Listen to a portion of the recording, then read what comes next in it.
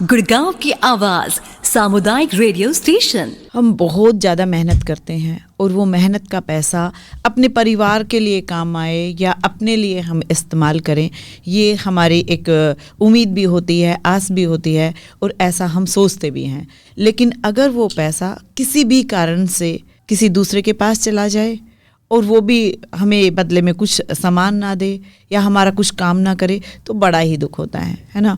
और वो तो आपने सुना ही होगा, फ्रॉड कॉल उनके साथ फ्रॉड हो गया, या वो महिला बेचारी इतना पैसा कमाया था, फ्रॉड हो गया उनके साथ में और वो पैसा चला गया। बड़ा ही दुख होता है ना। तो इसीलिए आज का जो सेशन है वो हम फ्रॉड कॉल पे ही लेना चाहते हैं। और अभी आप सुन रहे हैं प्रोग्राम जन जानकारी गुड़गांव की आवाज़ रेडियो पे। नमस्कार दोस्तों, मैं हूं शर्मिला और ये लाइव प्रोग्राम है जो कि अग्रसर और गुड़गांव की आवाज़ रेडियो के सहयोग से आप इस प्रोग्राम को सुन पाते हैं। आज हमारे साथ प्रोग्राम में बात करने के लिए अग्रसर से हैं नीलम जी। तो नीलम जी, बहुत बहुत स्वागत है गुड़गांव की आवाज़ रेडियो पे। जी मैम, धन्यवाद मैम जी, बहुत बहुत वेलकम है। अभी समय की बात करूं तो 1:31 हो चुके हैं और आज है 13 नवंबर 2025 और ये लाइव प्रोग्राम है दोस्तों।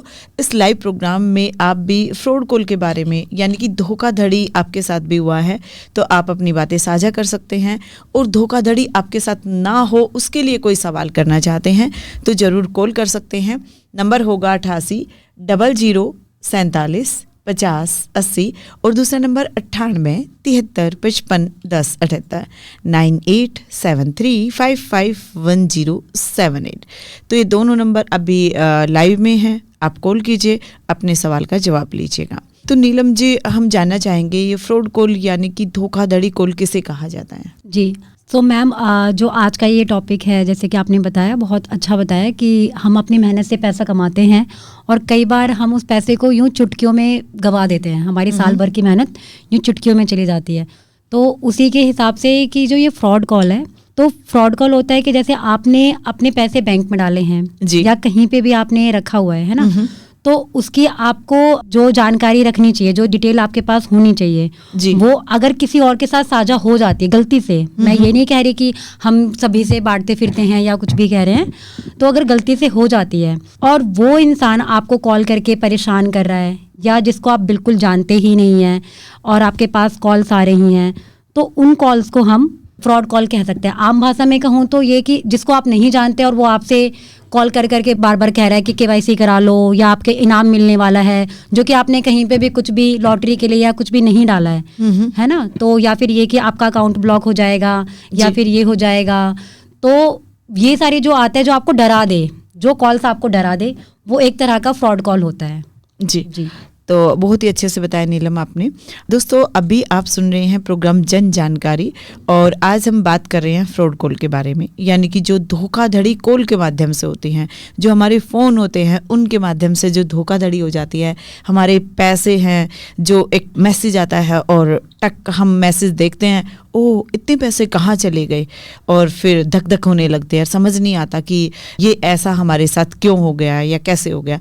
उसी के बारे में आज हम बात कर रहे हैं। तो आप भी इस प्रोग्राम में जुड़ सकते हैं और अपने सवाल के जवाब अभी फ़िलहाल ले सकते हैं। नीलम जी, ऐसे कॉल या ऑनलाइन ठगी के मामले बढ़ क्यों रहे हैं, कारण क्या है इसका? जी, तो मैम आजकल हम देख रहे हैं कि हम डिजिटल होते जा रहे हैं धीरे धीरे हर तरीके से, कि चाहे हमें शॉपिंग करनी हो, चाहे हमें अपने घर के लिए राशन क्यों ना मंगाना हो, तो या फिर हमें बैंक से पैसे जाने, पहले हम खुद जाके करते थे सारी चीजें ना। अब हम बहुत डिजिटल चीज़ें हम कर रहे हैं। अच्छी है कि हम तकनीक के साथ हम बढ़ रहे हैं, लेकिन अब क्या होता है, हर चीज़ हम तुरंत चाहते हैं कि तुरंत हो जाए, ये तुरंत हमारे पैसे आ जाए हमारे हाथ में, या हम तुरंत कपड़े खरीद के लेकर आ जाएं, है ना, या कोई डिलीवरी करके 10 मिनट में, जैसे आजकल चल रहे कई सारे ऐप चलते हैं कि आपने ऑर्डर किया और 10 मिनट में आ गए, है ना। तो हमारे अंदर धीरे धीरे वो कहीं ना कहीं वो क्रिएटिविटी है या जो भी है कि तुरंत चाहिए हमें। तो एक तो जो हम डिजिटल जा रहे हैं, तो डिजिटल जो बढ़ावा आ रहा है, जैसे UPI के कोई बैंक ऐप्स हैं, है ना, और ज़्यादातर सब लोग पेटीएम और ये सब गूगल पे, इन चीज़ों को जानते हैं। तो हम वो उन ऐप्स पे या कोई भी हमें कोई स्कीम देता है ना, हम बहुत जल्दी भरोसा कर लेते हैं कि अच्छा हाँ ये आ जाएगी इतनी जल्दी, तो हम ठीक है हम कर देते हैं, इस पर हमें ट्रस्ट बन जाता है। हम उस पर वेरीफाई नहीं करते हैं कि क्या ये गवर्नमेंट का है या फिर क्या ये मैं इसको जानता हूँ या क्या है क्या नहीं है, हमारे पास कोई मैसेज आ गया या कुछ भी आ गया, हम बहुत जल्दी उस पर ट्रस्ट बना लेते हैं कि अच्छा पैसे दे रहे हैं, अगर मैंने ये 10 रुपए दिया तो मुझे ये इतनी जल्दी इतना सारा सामान ला के दे देगा, तो हम उसे वो पे कर देते हैं। तो इन चीज़ों को हम खुद भी एक तरह से ये कह सकते हैं कि हम जो ऐप यूज़ कर रहे हैं, अगर हम ध्यान नहीं दे रहे हैं वो ऐप हम कैसे यूज़ कर रहे हैं, तो वो हमारे धोखाधड़ी को बढ़ावा दे रहे हैं। जी, बहुत बढ़िया। लेकिन यहाँ पे हम ये भी कह सकते हैं नीलम कि बहुत अच्छी बात है कि हम डिजिटल यानी कि थोड़ा समय बचा रहे हैं, थोड़ा आने जाने का जो किराया लग रहा था वो बचा रहे हैं, लेकिन उसमें ये भी थोड़ा सब्र करना होगा। जैसे आपने बहुत ही अच्छे से बताया है कि पहले हम उन वेबसाइट के बारे में थोड़ा जांच लें, उनकी जांच पड़ताल कर लें कि ये सही भी है या नहीं है ना।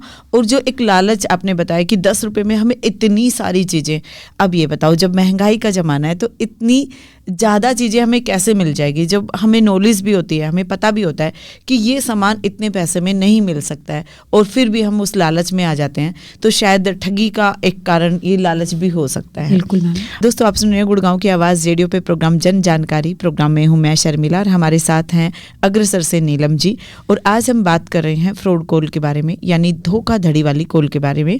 अगर आपके मन में कोई भी सवाल है तो अभी आप लाइव प्रोग्राम में जुड़ सकते हैं। नंबर होगा 88 00 47 50 80 और दूसरा नंबर 98 73 55 10 78।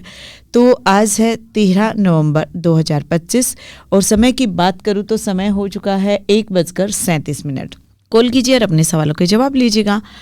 तो यहाँ पे नीलम जी, समुदाय की जो महिलाएं हैं, है ना, अगर हम समुदाय की महिलाओं की बात करें या आम लोग जो थोड़ी थोड़ी रकम बचाते हैं, है ना, क्योंकि सबकी आदत बन जाती है कि थोड़ा पैसा बचा लेते हैं, कभी भी हो सकता है कि हम बीमार हो जाएं, या हो सकता है बच्चों की पढ़ाई करानी हो, या किसी भी ऐसी स्थिति में, जैसे कि अब पीछे कुछ टाइम पहले कोविड आ गया था, लॉकडाउन हो गया था, तो अगर हमारे पास बचत पूंजी थी तो हमने उसका इस्तेमाल किया।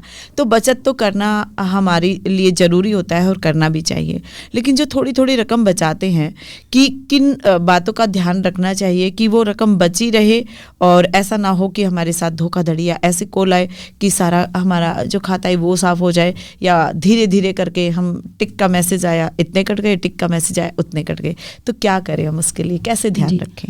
तो मैम आपने बहुत अच्छा ये जो बताया कि बचत करनी चाहिए सभी को, तो इस पर तो मैं पूरा ही एग्री हूँ कि हमारे समुदाय या हर एक इंसान को, है ना, कि छोटी छोटी बचतें करते रहने चाहिए, क्योंकि वही बचत हमारे आगे, जैसे आपने बताया था कि कोविड आए या कोई भी सिचुएशन ऐसी आ जाए तो हम उसमें उस पैसों का इस्तेमाल कर सकते हैं जी। तो इसीलिए हम आज लोगों को ये जागरूक करने के लिए बैठे हैं कि अगर आप पैसे बचा रहे हैं तो उसको कैसे यूज करना है, क्योंकि केवल बचा लेना ही एक सोल्यूशन नहीं है, उस पैसे को कैसे बचाए रखना है, ये इम्पोर्टेंट है हमारे लिए। तो जिसके लिए अगर कोई भी खाता खुलवा रहा है, पैसे जमा, पहली चीज तो बचत आप करें, तो मेरा यही सजेशन रहेगा कि आप बैंक में पैसे डालें, आप घर में पैसे ना रखें, क्योंकि घर में से भी पैसे आप इधर उधर रख के भूल भी सकते हो, प्लस कुछ ऐसा हो जाता है घर में, इनकेस की चोरी हो गया या कुछ और हो गया, या पैसे कभी कभी कुछ घरों में जैसे आग लगे कुछ हो गया तो उसमें सारे पैसे जल जाते हैं ना, तो वो पैसे किसी काम के नहीं हुए, आपकी जो सारी मेहनत थी वो 1 मिनट में चली गई, है ना।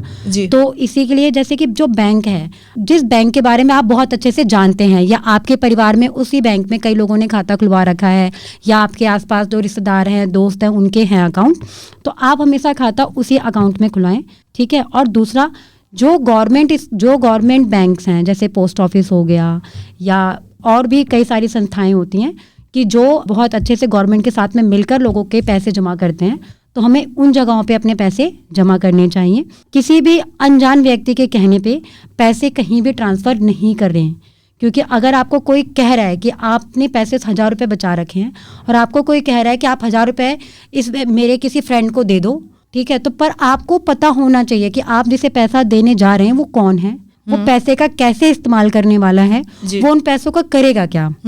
तो ये चीज़ें सोच समझ के ही आप ट्रांसफ़र करें, और किसी भी बैंक की जो पासबुक है या ATM कार्ड है या OTP है, तो ये किसी को ना दें। जी बिल्कुल, आगे भी जानेंगे नीलम जी। और पहले हमारे साथ में राजकुमार जी जुड़े हैं छावला से, तो पहले उनका सवाल लेते हैं कि क्या जानना चाहते हैं राजकुमार जी फ्रॉड कॉल के बारे में। हेलो जी, नमस्कार जी शर्मिला जी। जी नमस्ते राजकुमार जी, बहुत बहुत स्वागत है प्रोग्राम जन जानकारी में। ओ जी, अग्रसर से नीलम जी है। नमस्कार जी नीलम जी, नमस्ते आपको भी। जी। जी नमस्ते सर। जी, एक छोटा सा सवाल, जैसे कि अग्रसर क्या है जी? अग्रसर से क्या समझे जी हम? अग्रसर से ये है, आप ये समझ सकते हैं कि एक दूसरे के साथ में मिलकर आगे बढ़ना, कि अगर आप कोई भी काम हम कर रहे हैं, हम इकट्ठा होके या साथ में, अगर मैं ही आगे बढ़ती जा रही हूँ तो मैं एक अग्रसर नहीं हूँ, है ना। मुझे जी। सबको साथ में लेकर आगे बढ़ना है। जी जी जी। बिल्कुल, बहुत अच्छा बताया जी, बहुत अच्छी संस्था है ये कोई अग्रसर जी। जी हाँ जी। बिल्कुल बिल्कुल सर, ये एक संस्था है और इसके बारे में हम आज के मेहमान प्रोग्राम में भी बात कर पाए हैं पहले। और ये हर महीने एक प्रोग्राम लेकर आते हैं, एक नई जानकारी लेकर आते हैं। तो आप ज़रूर सुनते रहिएगा राजकुमार जी। और आज का जो हमारा टॉपिक है वो फ्रॉड कॉल यानी धोखाधड़ी के बारे में है। जो धोखाधड़ी वाली कॉल आती है ना हमारे पास कि जी आप ये इतने पैसे मेरे पास भेजिए और इसको हम 4 गुना करके आपके पास भेजते हैं, है ना। और हम उनके चक्कर में पड़ जाते हैं। भेजे हमने 100 रुपये की 500 भेजते हैं, वो 500 तो आता नहीं, बस एक फ़ोटो हमारे पास आती है और हम धोखे में हो जाते हैं। वो हमारे 100 होते हैं, वो भी चले जाते हैं। और फिर कहते हैं चलो मैंने 100 के 500 भेजे ना, अब मैं आपके पास 5000 भेजूंगा, लेकिन उसके लिए आपको 4000 देने पड़ेंगे। और हम उस खेल के चक्कर में कितने पैसे गवा देते हैं, खाता साफ हो जाता है। वो बहुत सारे श्रोता हैं हमारे जो बताते भी रहते हैं, है ना। तो उन्हीं जो छोटे छोटे गेम के माध्यम से या किसी भी कारण से जो कॉल करके हमारे पैसे हमारे बैंक से या हमारे पास से निकाल लेते हैं, उसी के बारे में हम बात कर रहे हैं। तो बताएं आप, जी। अगर कोई एक्सपीरियंस है आप साझा करना चाहें। जी, कई बार दोस्तों से सुनते हैं जी, मेरे पैसे कट गए, मैंने तो ऐसे ये बटन दबाया था, ये क्लिक किया था फोन में, मेरे इतने पैसे उड़ गए। तो कई बार सुनते हैं जी। लेकिन जैसे कि ज्वाइंट खाता है, जैसे मेरा और हमारी मिसेज का अकाउंट है, मैं तो फोन में समझ भी लेता हूँ, वो इतना पढ़ी लिखी नहीं है। वो कहती है, मेरे पास कई बार फोन आते हैं, ये ऐसे कर लो वैसे कर लो, मैं तो कुछ जानते नहीं। तो ज्वाइंट खाते में भी कुछ गड़बड़ हो सकती है जी, कुछ पैसे उड़ सकते हैं उसमें। जी नीलम जी। जी सर, जैसे जॉइंट खाता है तो जॉइंट खाते से कि अगर किसी भी व्यक्ति ने अगर कोई डिटेल शेयर कर दी, जैसे मान लीजिए आपका एटीएम है या पासबुक है या कुछ भी है, अगर आपका जॉइंट खाता है, अगर उसमें से अगर किसी भी, जैसे आपने या आपके मिसेज ने किसी को भी दे दिया वो ओटीपी या कुछ भी जो चीज़ें आ रही हैं, तो ज़रूर उस अकाउंट से भी पैसे जा सकते हैं। जी, जैसे कि सिलेंडर आता है जी, वो तो बिल्कुल ओटीपी के बारे में जानती भी नहीं है, कुछ भी नहीं जानती है, या कोई सामान मंगवाना है तो वो तो फोन दूसरे को पकड़ा देती है जी, ले भाई सिलेंडर वाले को दे दे, ओटीपी देख लो। तो वो इस तरह भी गड़बड़ हो सकती है कुछ ही। जी, जैसे कि अगर वो जिसको भी दे रही हैं, अगर वो उसको जानती हैं कि आसपास का है या उसने कई बार उनसे बात करवाई है, तब तो आप दे सकते हैं। लेकिन बिल्कुल ही अनजान है कि उनको पता ही नहीं है कि ये कौन है कौन नहीं है, ठीक है। जैसे कई बार आप सब, हम जैसे आपने भी बोला कि आपकी मिसेज पढ़ी लिखी नहीं है ना, हम बस कह देते हैं, ये एक ना कह सकते हैं इसको एक मिथ है कि पढ़ा लिखा मतलब कि केवल हम अक्षरों का ज्ञान है या ये है, उसी को हम पढ़ा लिखा मान रहे हैं। एक वो तो है, चलो ठीक है, लेकिन उनमें इतनी तो समझदारी है कि हाँ वो किसको जानती हैं किसको नहीं जानती हैं, क्या सही क्या गलत है, तो वो उनमें भी वो समझ होती है। तो वो उस व्यक्ति से जो भी आप फ़ोन पकड़ा रही हैं या जो भी ओटीपी शेयर कर रही हैं, वो उसको करे जिसको वो जानती हैं। अगर नहीं जानती हैं, क्योंकि अब देखो फ़ोन आ गया है ना, बहुत सारी चीज़ों में सिस्टम हो गया है, शायद वो उनको नहीं जानते होंगे उन सिस्टम्स को, तो इसी चक्कर में वो पैसे जा सकते हैं आपके अकाउंट से। तो जिस भी व्यक्ति से आप बात करें या जिस भी व्यक्ति को आप फ़ोन पकड़ा रहे हैं, तो वो आप उसको जानते हो पहले से। ये नहीं है कि कोई भी अननोन आया कि चलो ठीक है मेरे आज बच्चे अभी घर पे नहीं है, आप ये लो मुझे बता दो, ये समझ में नहीं आ रहा है। तो उसमें क्या करना है, आपको धीरज थोड़ा धरना है कि हाँ अभी कोई है नहीं मेरे घर में, मैं आपको बाद में फ़ोन करके बताती हूँ। और जी जैसे कॉल आते हैं, ये बढ़ा कर देंगे या इस तरह देंगे, ये पॉलिसी आ रही है वो पॉलिसी आ रही है, तो इस पर कितना ध्यान दीजिए, कैसे समझे कि ये फ्रॉड कॉल है जी? अच्छा, तो अगर आपको इसमें ये जानना है तो आपको एक काम करना चाहिए कि जब आपको कोई बोल रहा है कि हम आपको ये पॉलिसी दे रहे हैं या कोई भी गवर्नमेंट स्कीम है या कुछ भी है, तो आप उससे बैंक का नाम पूछे कि किस बैंक में ये पॉलिसी दी जा रही है ना, ये कहाँ से दी जा रही है। तो आप उस बैंक में या उस जगह पे उनसे पूछ लें कि आपका ऑफिस कहाँ पे है, मैं एक बार आता हूँ वहीं पे आपसे मिलके सामने से बात करता हूँ, मुझे फ़ोन पे ज़्यादा चीज़ें समझ में आपको नहीं आ रही हैं, अब मैं चाहता हूँ कि मैं आपसे सामने बैठकर बात करूँ। तो आप उससे वो एड्रेस मांगें या फिर आप उस प्रॉपर जगह पे जाके देखें कि हाँ ये सही है या कौन सा बैंक है या क्या है, तो आपको आधी चीज़ें वहीं पे क्लियर हो जाएंगी। क्योंकि जब कोई आपको पॉलिसी देगा तो उसे साइन भी, पेपर भी तो करवाएगा ना, ये ऐसा तो दे ही नहीं देगा। तो फ़ोन पे आपको कुछ भी, मतलब अगर कोई आप पॉलिसी ले भी रहे हैं तो आप उनसे बोलिए कि आप हम सामने मिलते हैं, सामने से बात करते हैं, वो ज़्यादा बेटर रहेगा। जी, और राजकुमार जी ये भी कहना चाहेंगे, अगर बैंक वाले हैं, है ना, या पोस्ट ऑफिस वाले हैं, वो ऐसे मतलब नहीं आपको फ़ोन पे कहेंगे, और कहते भी हैं तो कहिए हम आपके बैंक में आते हैं, क्योंकि फ़ोन पे तो अगर किसी ने कहा कि ये पॉलिसी ले लीजिए तो शायद हम उनको कहीं घर आ जाएं तो कोई फ्रॉड वाला भी घर आ सकता है ना। तो आप उनके जो भी जगह हैं उनकी, वहीं पे आने के लिए उनसे बोलिए कि हम वहीं पे आके मिलते हैं। आप पूरा एड्रेस आप हमें बताएं, टाइमिंग बताएं, हम वहाँ पे आके मिलते हैं। वहाँ के जो और अधिकारी हैं उनसे भी बात करें कि क्या वाकई में ये आपके ऑफिस में ही काम कर रहे हैं और ये स्कीम है या फिर ऐसे ही है ना। तो पूरी एक बार सेकंड बंदे से भी पूछना बहुत ज़्यादा ज़रूरी है, उसी संस्था या उसी बैंक वाले। इसमें बस एक चीज़ और ऐड करूँगी, जैसे अगर आपको फिर भी वो स्कीम समझ में नहीं आ रही है, उनकी बातें समझ में नहीं आ रही, तो आप आपके घर में जो बच्चे हैं या आपके आस पड़ोस में जिसको आपको लगता है कि हाँ ये थोड़ा अच्छे से मुझे समझा पाता है ना, तो आप उससे उसकी बात करवा दें जी, तो वो बहुत अच्छे से आपको गाइड कर पाएंगे। बिल्कुल, बहुत ही अच्छे सवाल किए राजकुमार जी आपने, और थैंक यू प्रोग्राम में जुड़ने के लिए। विजय लखेरा जी भी कॉल कर रहे थे तो उनको कहना चाहेंगे अभी आप कॉल कर सकते हैं। Thank you Rajkumar ji. जी जी, नीलम जी को नमस्कार जी, शर्मिला जी नमस्कार। अच्छा प्रोग्राम है ये जानकारी में जी, बहुत बहुत धन्यवाद जानकारी मिल रही जी, धन्यवाद। और विजय लखेरा जी हमारे साथ जुड़ गए हैं। हेलो, नमस्कार मैम। जी नमस्ते विजय जी, बहुत बहुत स्वागत है जन जानकारी में। जी शुक्रिया, और मैम को भी नमस्कार। जी जी नमस्ते सर। और मैम पहले तो देखिए, आज से थोड़े दिन पहले तो कॉल के बारे में पहचान होती है, अब तो हरियाणा में टेलीकॉम विभाग ने अच्छा सा काम कर दिया, जैसे कि रेड निशान आता है स्कैम कॉल का, तो काफी समझदार व्यक्ति हैं वो तो देखिए उसको कॉल को पहचान जाते हैं। मगर मेरा क्वेश्चन ये है जी मैम जी, आजकल शादियों का सीजन है, कुछ एपी के फाइलें आती है अननोन नंबर से, तो जो समझदार तबका होता है वो तो इन चक्रों में पड़ता नहीं, वो तुरंत प्रभाव से डिलीट कर देता है। और काफी कुछ हमारे दोस्त ऐसे भी होते हैं जो वो एपी के फाइल डाउनलोड कर लेते हैं और उसमें फिर वो काफी इधर उधर पुलिस के चक्रों में पड़ते हैं, हमारा ये गायब हो गया। मैम उससे कैसे बचा जाए? तो जैसे कि आपका ये सवाल बहुत अच्छा है, तो जो भी मतलब आपको ये भेज रहे हैं ना, अगर वो नंबर आपको नहीं पता किसका है या क्या है, तो कि हमारे फोन में सेटिंग होती है ब्लॉक करने का, है ना, तो हम पहले से ही ये कह सकते हैं कि अगर कोई अननोन हमारे पास मैसेज आए तो मैसेज हमारे फ़ोन में ना आए, तो हम पहले अपने फ़ोन को देखो, फ़ोन हमारा है, हम उसे जैसे परमिशन देंगे हमारा फ़ोन वैसे काम करेगा, है ना, हम उसे कमांड जिस तरीके से देंगे, तो हमारे फ़ोन में ही सेटिंग्स हैं, तो हम उन सेटिंग्स का यूज़ कर सकते हैं। अगर आप सबको सेटिंग्स का नहीं पता है या जैसा, क्योंकि हर एक फ़ोन के छोटी छोटी सेटिंग्स अलग अलग होती हैं ना, तो आप अपने घर में या फिर जिसको आप अच्छे से जानते हैं उसको अपना फ़ोन दें और उसे बोले कि मेरे फ़ोन में ये सेटिंग कर दें कि किसी का भी ऐसे मैसेज ना आए या कुछ भी हो डाउनलोड ना हो, है ना।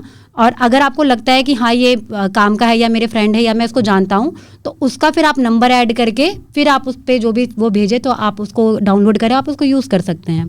जी मैम, हम तो देख इस बात से वाकिफ है जी, और जानते पहचान भी कर लेते हैं। ये जब हमारे किसी रिलेटिव का ये नंबर है ही नहीं तो उसको फाइल को डाउनलोड करने से हमारे तक आना बिल्कुल मतलब ये है जी, उसको क्यों डाउनलोड करें, उसको तुरंत डिलीट कर दे। हमारे कुछ जो मध्य वर्ग परिवार होते हैं जी, जिनको थोड़ा सा मतलब ये इसका मीडिया के बारे में पता नहीं होता, वो ज्यादातर कर लेते हैं, वो धोखे में फंस जाते हैं। बिल्कुल सर जी, बिल्कुल जी। हाँ, तो ये पूछना चाह रहा था जी मैं आपसे। तो जी उसके लिए वही है कि आप ना एक बार वो जो नंबर है ब्लॉक्स कर दे, सेटिंग में जाएंगे ना तो आपके पास हम तो कर देते हैं जी, काफी कुछ रहते हैं ना, उनके बारे में मैं आपसे बात कर रहा था जी। तो अगर मैं प्रोग्राम बहुत अच्छा चल रहा है जी, सुनने में काफी मजा आ रहा है जी। जी सर, बिल्कुल धन्यवाद। और सर पता है मैं उसी के लिए ही बता रही हूँ कि जैसे मान लीजिए उनको नहीं पता और अगर उनको लगता है कि मुझे, तो इसलिए पहले से ही उनको अवेयर होना है। अगर उन्होंने फ़ोन नया खरीदा है या कुछ भी लिया है कि उनके पास फ़ोन है ना, तो आप उन्हें सजेस्ट कर सकते हो कि आप अपनी सेटिंग चेंज करवा लो किसी जो भी जानकार है उससे, और या फिर अगर कुछ आता है तो आप उसे नंबर को ही ब्लॉक कर दें, वो फाइल डाउनलोड ही ना करें। स्कैमर्स ऐसे होते हैं जी, देख लेते हैं फला नंबर डाउनलोड किया उसको, तो जब वो व्हाट्सएप पे जाए तो उसको ऑनलाइन एक सेटिंग होती है जो वो ऑफलाइन देखेगा, उसको पता ही नहीं चाहिए ऑनलाइन है या नहीं है। काफी तो शिकार इस वजह से हो जाते हैं मैम जी। जी जी सर, बिल्कुल आप सही कह रहे हैं कि ऐसे ही, क्योंकि आजकल क्या है कि फोन हमारे हाथ में है, कुछ भी आया तो हमें लगता है चलो खोल के देख ही लेते हैं क्या है ये, है ना। तो बस हमारी वो हैबिट भी है, तो इसीलिए थोड़ा सा खुद को रोकना है कि नहीं अभी नहीं खोलना, मैं इसको जानता हूँ या नहीं जानता, क्योंकि डीपी भी लगी होती है ना, तो क्या ये मैं इसको शख्स को जानता हूँ नहीं जानता हूँ। अगर डीपी नहीं भी दिख रही है तो नंबर कुछ होते हैं, जैसे कुछ लोगों के लास्ट के 4 डिजिट याद होते हैं, कुछ को आगे के याद होते हैं, तो वो नंबर थोड़ा सा रिकॉल कर लें, क्या वो जानते हैं नहीं जानते हैं। अगर नहीं जानते तो उसको ना करें, फिर अपने घर में किसी जो व्यक्ति जो बच्चे हैं कि जो ऑफिस वगैरह जाते हैं उनसे दिखा दें कि ये आया था, क्या करना है इसका, तब वो करें, क्योंकि सतर्क रहना पड़ेगा आपको, तुरंत हर चीज़ अब इमीडिएट नहीं खोलनी है। बिल्कुल सही कहा जी आपने। जी थैंक यू विजय जी, शुक्रिया मैम। Thank you. नमस्ते जी, जी जी नमस्ते नमस्ते। दोस्तों आप सुन रहे हैं गुड़गांव की आवाज़ रेडियो पे प्रोग्राम जन जानकारी और 1:51 हो चुके हैं। आप भी इस प्रोग्राम में जुड़ सकते हैं। आज है 13 नवंबर 2025 और अभी इस प्रोग्राम में जुड़ने के लिए नंबर होगा 88 00 47 50 80 और दूसरा नंबर 98 73 55 10 78। तो नीलम जी, अगर किसी को फ्रॉड कॉल आए तो उसे क्या करना चाहिए? जी मैम, एक ऊपर वाले में बस मैं थोड़ा सा ऐड कर दूं, एक चीज़ और रह गई थी जो बहुत इंपॉर्टेंट है कि जब हम जो रकम बचाते हैं उसमें जो हमारा टॉपिक था कि उसमें तो मैंने ये बता दिया कि एटीएम या कार्ड का कोई ओटीपी या कुछ भी कोई नंबर पूछे आपको शेयर नहीं करना है। अगर कोई पूछ रहा है तो आप उससे पूछ सकते हैं कि आपको क्यों चाहिए, क्योंकि बैंक वाले कभी नहीं पूछते हैं ना कि आपको वो कॉल कर रहे हैं, मैसेज कर रहे हैं, वो खुद ही बुला लेता है। अगर केवाईसी है या कुछ भी है तो आपके पास मैसेज उसी बैंक से आता है, बैंक का प्रॉपर उसमें नाम लिखा होता है कि हाँ आपके पास इस बैंक से आ रहा है ना जी। और इसमें क्या होता है कि समय समय पे आपको बैलेंस भी चेक करते रहना चाहिए, क्योंकि कई बार क्या होता है कि हमने अपना अकाउंट में पैसे, हमें लगता है कि चलो ठीक है हमारे सेविंग पड़े हुए हैं, चलता जा रहा है, बट आपको बीच बीच में जैसे कि मान लीजिए 2 महीने पे, 3 महीने पे या 6 महीने पे आपको बैलेंस चेक करते रहना चाहिए कि बैलेंस बढ़ भी रहा है या फिर कम हो रहा है, क्योंकि कई बार हमें पता भी नहीं होता कि कुछ चीज़ें टैक्स कुछ कट रहा होता है ना, कि हर बैंक में अलग अलग नियम होते हैं, फ़ोन के चार्जेस कटते हैं या पासबुक के चार्जेस कटते हैं। तो अगर कट भी रहा है तो आप एक बार पता कर लो कि क्यों कट रहे हैं ये। तो एक बार आप बैंक जब विजिट कर लेंगे तो आपको क्लियर हो जाएगा कि हाँ ये मेरे जेन्युइन पैसे ही कटे हैं, ना कि मेरे ऐसे वैसे कहीं से कट रहे हैं, है ना। बिल्कुल बिल्कुल। और जो फ्रॉड कॉल की हम बात कर रही थी, तो उनको अगर फ्रॉड कॉल आए तो क्या करना चाहिए? कि जैसे मेरे पास आ गई फ्रॉड कॉल और वो कह रहे मैडम आपका नाम ये है, मैंने कहा हाँ मेरा नाम ये है। तो फिर उसके बाद में उन्होंने बात करना शुरू किया। मैंने उनसे पूछा कि आप कौन बोल रहे हो? अरे आप मेरे को नहीं जानते है ना, कितने दिन से तो मैं फ़ोन कर रहा हूँ आपके पास में। अब थोड़ा सा गैप हो गया था, पहचाना आपने मेरी आवाज़ को? पहचाना। और मैं नहीं पहचान पा रही थी उनकी आवाज़ को। मैंने कहा नहीं तो मैंने नहीं पहचाना, थोड़ा सोचो कि मैं कौन बोल रहा हूँ, है ना। तो मैंने कहा नहीं पहचान रही हूँ भाई, क्यों मेरे को परेशान कर रहा है? तो फिर उसको मतलब लगा कि ये तो मतलब नहीं, मतलब उसमें चक्कर में आने वाले है ना। नहीं तो फिर वो मतलब आगे बात को बढ़ाते जाते हैं और फिर उसके बाद में बात कहाँ से कहाँ चली जाती है। तो ऐसे ही अगर आए किसी का फ़ोन कॉल तो फिर क्या करें? क्योंकि वो कई बार होता है किसी की आवाज़ मिलती जुलती हो जाती है, या फिर हम सोच लेते हैं अच्छा आज उस बंदे का फ़ोन आना था और अभी शायद उनका आ गया होगा, हम राह चलते या बस में चढ़ते हुए ऐसे कर लेते हैं। तो क्या करें हम उस टाइम पे? जी तो मैम, अगर आपके पास कोई कॉल आया जिसको आप नहीं जान रहे और आपकी बात में भी कुछ 30 सेकंड या 1 मिनट से ऊपर हो गई और अभी तक वो आपको नाम नहीं बता रहे हैं, तो आप कॉल कट कर सकते हैं कि आप कॉल काट दें। अगर उसको लगेगा काम का कॉल है या हो सकता है वो दोबारा भी कॉल करें, क्योंकि जो अगर ऐसे कोई अननोन है या जो भी है तो वो दोबारा भी कॉल कर सकता है ना। तो एक तो ये है कि आप कॉल कट कर दें, लेकिन कॉल कट करना ही सोल्यूशन नहीं होता, क्योंकि अगर वो आपसे बात करने के लिए दोबारा भी कॉल कर सकता है। हाँ जी जी। तो और अगर आपको पक्का यकीन हो रहा है धीरे धीरे कि ये आप इसको नहीं जानते, क्योंकि हमें पता चल जाता है कि हम इसे नहीं जानते, तो आप उस नंबर को ब्लॉक कर सकते हो। जब कॉल आती है तो एक तो साइड में डॉट्स आते हैं, तो वहाँ पे ब्लॉक का ऑप्शन होता है। जिसको नहीं पता वो बता सकते हैं कि बार बार, जैसे कई लोग हमारे यहाँ पे समुदाय में नहीं जानते हैं कि ब्लॉक कैसे करते हैं सिस्टम ना, तो वो क्या करना है कि आगे जाके उसको ब्लॉक करके अपना किसी से सेटिंग करा सकते हैं ना, दे के फ़ोन की ये नंबर बार बार कॉल आ रहा है, एक बार देखना कौन है ये, जो आपके घर में हो उनसे आप बात करा सकते हैं अगर आपको नहीं समझ में आ रहा है तो। और उसको कह सकते हैं कि अब इसको ब्लॉक कर दो, क्योंकि कई बार ये कॉल करके हमें परेशान कर चुका है। जी जी जी बिल्कुल। तो एक तो ये है, और कभी कभी क्या होता है कि हम OTP और पिन, कई बार हमें लगता है कि अच्छा हमारे ही रिश्तेदार हैं, मेरा ही बेटा मुझे कॉल करके पूछे कि हाँ मैम कि मम्मी OTP दे दो, एक OTP गया है। तो पहले ये देखना होता है कि OTP किस चीज़ से आई है। जी जी जी, उस पर नाम आ जाता है कि हाँ आधार से आ रही है, किससे आ रही है, और मेरा बेटा क्या कह रहा है कि मम्मी आधार से OTP जा रही है या किससे जा रही है, तो हमें वो मैच करना होता है। कई बार क्या होता है कि वॉइस सेम लगती है, तो हमें लगता है कि हाँ चलो हम यही कर रहे हैं। और मान लो बच्चे भी कई बार किसी गलत गेम के संगत में आ जाते हैं, तो उसमें OTP जा रही है, चीज़ें आ रही हैं, तो आपको वो ध्यान रखना चाहिए कि आधार का आ रहा है या पैसे के लिए आ रहा है, किस चीज़ के लिए आ रहा है। तो OTP और उस समय पिन शेयर ना करें। बच्चे को बोल सकते हो कि ठीक है ये काम कराना, मैं वहाँ आ जाती हूँ जहाँ पे आप हो, मैं वहीं आके तुम्हें OTP देती हूँ। या फिर अगर ज़्यादा ही अर्जेंट है तो आप उसको देखें कि ये किससे आ रहा है, क्योंकि अगर गवर्नमेंट की साइड से तो GOV लिखा होता है और प्लस उसमें पूरा डिटेल होती है कि आधार की साइड से जा रहा है। और जैसे कि विजय जी ने भी बताया था, एक उन्होंने बहुत अच्छी चीज़ बताई कि आजकल गवर्नमेंट इस पे काम कर रही है कि लोगों के साथ थोड़ा फ्रॉड ज़्यादा ना हो, इससे कैसे लोगों को बचाया जा सकता है, जिसके लिए स्पैम कॉल लिखा आता है। जब कोई कॉल आता है तो वो रेड हो जाता है, फोन पे आता है तो उन कॉल्स को ना ही उठाएं आप, तो ज़्यादा बेटर है। अगर कोई मान लीजिए कई बार होता है हमारे रिश्तेदार किसी कंपनी में काम करो तो कंपनी के नंबर से करने लग जाते हैं, तो हमें वो अवॉइड ही करना चाहिए, क्योंकि अगर वो हमारे रिश्तेदार नंबर है उनके पास तो अपने पर्सनल नंबर से कर लें, क्योंकि एक बार आप उठाओगे हो सकता है अगली बार फिर से आपको लगे वही हैं और आपने उठा लिया और आपके साथ में फ्रॉड हो सकता है। तो अपनी उस प्रैक्टिस को भी हमें बंद करना चाहिए कि आपका उनका पर्सनल नंबर आप उससे बात कर लो। जी जी जी, बहुत बढ़िया, बहुत ही अच्छे से बताया नीलम आपने। और जहाँ आपने बच्चों की बात करी कि बच्चों के हाथ में भी कई बार फ़ोन चला जाता है और बच्चे गेम वगैरह भी कई बार डाउनलोड कर लेते हैं, मम्मी पापा को पता नहीं चलता, क्योंकि आजकल बच्चों के बहुत सारे काम भी स्कूल के फ़ोन पे आने लगे हैं और बच्चे फ़ोन ले लेते हैं हाथ में और उसके बाद गेम डाउनलोड। तो क्या उस टाइम पे भी ऐसा कुछ हो सकता है कि उसमें भी पैसे वगैरह कट सकते हैं क्या, या बच्चों को फ़ोन देते वक्त ऐसा कुछ ध्यान में रखना पड़ेगा? जी मैम बिल्कुल, क्योंकि बच्चों को क्या होता है कि अगर गेम्स की होता है कि मुझे गेम खेलना है तो वो कहीं पे भी जल्दी जल्दी क्लिक कर लेते हैं ना। जैसे कई बार जब हम कोई भी ऐप डाउनलोड करते हैं तो हमसे परमिशंस मांगता है कि ये ऑन करना है या आप कॉन्टैक्ट लिस्ट दे रहे हो, उसको शेयर कर रहे हो क्या, उसमें आती हैं चीज़ें। तो अगर हम कोई भी ऐप डाउनलोड करें तो हमें ध्यान रखना होता है कि हम किस किस चीज़ का परमिशन दे रहे हैं, क्या हमें इसको परमिशन देना भी है या नहीं देना है। तो एक ये चीज़ ध्यान रखें और अपने बच्चों में वो आदत डालें कि आप अगर कोई भी चलो ठीक है ऐप कुछ आपको पढ़ाई से रिलेटेड या कुछ भी ऐप डाउनलोड कर रहे हो आप, तो ध्यान रखें पहले उस ऐप के बारे में थोड़ा सा पहले पढ़ें कि वो ऐप सिक्योर है या नहीं है।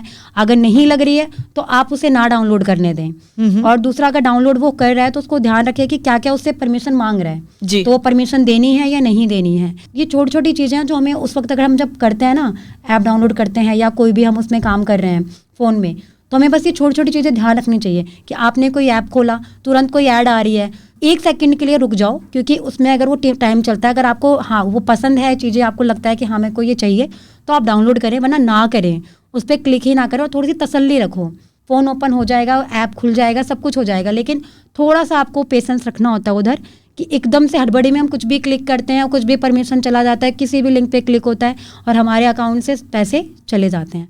और दूसरी चीज़, जब हम बच्चों के लिए या अपने हमारे फ़ोन में बहुत सारे ऐप हैं, तो हमें ये करना चाहिए कि जो हमारे बैंक वाले ऐप हैं या जिसमें लगता है कि इससे पैसे ट्रांसफ़र हो सकते हैं या फिर मेरे लिए बहुत इंपॉर्टेंट ऐप है, तो उस ऐप में आप कोई लॉक लगाएं। वो लॉक आपका जो स्क्रीन पासवर्ड है वो ना रखें, कुछ अलग रखें और वो बच्चे को ना पता हो। जी जी, जिससे आप थोड़ा सा वहाँ पे भी बच्चों को वो चीज़ करने से रोक सकते हैं। जी, तो आप टेंशन फ्री हो सकते हैं, क्योंकि उसमें आपने एक लॉक लगा रखा है, तो बच्चा अगर फ़ोन लेके पढ़ाई भी कर रहा है या गेम भी खेल रहा है तो आपको टेंशन नहीं होगी कि मेरे पैसे इसमें से उड़ सकते हैं, क्योंकि आपने एक ताला जो लगा दिया है, जो पहले से ही बड़े समझदार हैं जो बताते आते हैं कि कुछ कुछ चीज़ें हैं जिनको हमें लॉक रखना फ़ायदेमंद हो सकता है ना। तो बहुत ही अच्छे से आपने बताया और बहुत सारी बातें हैं, बहुत सारे सवाल हैं मेरे पास में जो हम इस प्रोग्राम में करना चाहते हैं। तो दोस्तों को इंतज़ार करना पड़ेगा अगले प्रोग्राम का कि हम वो सवाल अगले प्रोग्राम में करें। और जो हमारे श्रोता हैं जिनके पास अगर सवाल हैं कुछ ऐसे धोखाधड़ी वाली कॉल से जुड़े हुए, तो ज़रूर अपने सवाल लेकर तैयार रहें। अगली बार जब जन जानकारी प्रोग्राम होगा तो आपके सवालों के ज़रूर जवाब देंगे। और थैंक यू नीलम प्रोग्राम में आने के लिए और इतने अच्छे से बताने के लिए। और काफ़ी सारी चीज़ें जो बच गई हैं वो ज़रूर हम अगले प्रोग्राम में साझा करेंगे। जी मैम, धन्यवाद मैम। जी, तो दोस्तों अभी आप सुन रहे थे प्रोग्राम जन जानकारी गुड़गांव की आवाज़ रेडियो पे। आज हम बात कर रहे थे धोखाधड़ी वाली कॉल के बारे में, क्योंकि इस पे बात करनी बहुत ज़्यादा ज़रूरी है। मेहनत के पैसे ऐसे ही बर्बाद ना हो, ऐसे ही ना चले जाएं, है ना, और हमें दुख परेशानी ना हो। तो इसलिए इस ऐसे मुद्दे पे बात करते रहना है हमें। और आप भी चर्चा करते रहिए अपने दोस्तों के साथ में, क्योंकि चर्चा करेंगे तो शायद जो जानकारियाँ हैं वो ज़्यादा बढ़ती चली जाएंगी और सब थोड़े से सतर्क हो जाएंगे और जो हमारी मेहनत की कमाई है ऐसे ही नहीं जाएगी। तो फिलहाल मुझे चलना होगा, तो अभी के लिए मैं शर्मिला चलती हूँ, लेकिन आप कहीं मत जाइए, सुनते रहिए गुड़गांव की आवाज़ सामुदायिक रेडियो 107.8 मेगाहर्ट्ज़। आपकी आवाज़, आपका रेडियो। नमस्कार।